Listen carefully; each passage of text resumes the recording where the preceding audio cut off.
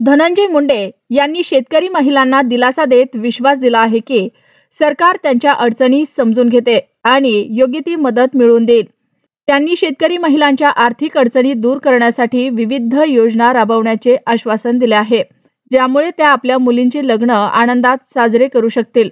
धनंजय मुंडे यांच्या या प्रयत्नामुळे शेतकरी महिलांमध्ये एक आशेचा किरण निर्माण झाला आहे। सणाच्या या काळात त्यांचा विश्वास आणि सरकारची मदत शेतकरी महिलांसाठी मोठा आधार ठरू शकते। 1-2 लाख रुपये खर्च झाला, आता तुम्हीच मदत करता। मी तर मदत करतो, लग्नाला सुद्धा मदत करतो, तुम्ही काळजी करू नका। फक्त चिंता करू नका या सगळ्या गोष्टीची। आमच्यासारखे आहेत, सगळी मदत करतील, लग्नाची मदत करतील। पाय देऊन काम करते। ठीक आहे आका, तुम्ही काळजी करू नका, आम्ही आहेत ना, आम्ही आहेत, तुम्ही बिलकुल काळजी करू नका। 3 मुली आहेत तुम्ही बी।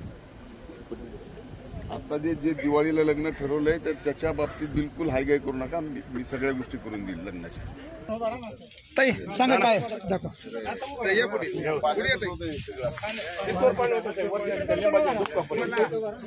दिवसाची फक्त वरची शिंदे दिसू लागली।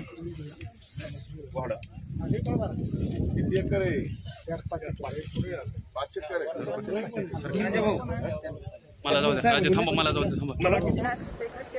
काय करायचं आम्हाला कळायला, आमच्याकडे बसू दे वाहून द्या।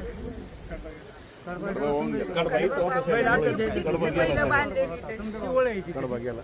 1-2 लाख रुपये खर्च झाला, आता तुम्हीच मदत करता। मी तर मदत करतो, लग्नाला सुद्धा मदत करतो, तुम्ही काळजी करू नका। फक्त चिंता करू नका या सगळ्या गोष्टीची। आमच्यासारखे आहेत, सगळी मदत करतील, लग्नाची मदत करतील। पाय देऊन काम करते। ठीक आहे आका, तुम्ही काळजी करू नका, आम्ही आहेत ना, आम्ही आहेत, तुम्ही बिलकुल काळजी करू नका। 3 मुली आहेत तुम्ही बी। आता जे दिवाळीला लग्न ठरवलंय तर त्याच्या बाबतीत बिलकुल हायगाय करू नका, मी सगळ्या गोष्टी करून देईल लग्नाच्या। त्या फुटून गेलेल्या जमिनी आणि या जमिनीचा मोल त्या घरांना आपण 20 किलो धान्य, म्हणजे 10 किलोच्या 10 किलो गहू मी एक जणाला या ठिकाणी देईल।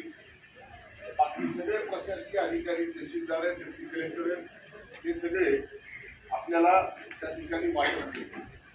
याच्या पलीकडे आपल्या जर कुठल्या अडचणी असतील तर ते सांगा, कारण यावेळेस ना ऊस, ना कापूस, ना सोयाबीन काहीच आपल्या हाताला लागलं। सगळ्यांना वाटप होणार आहे।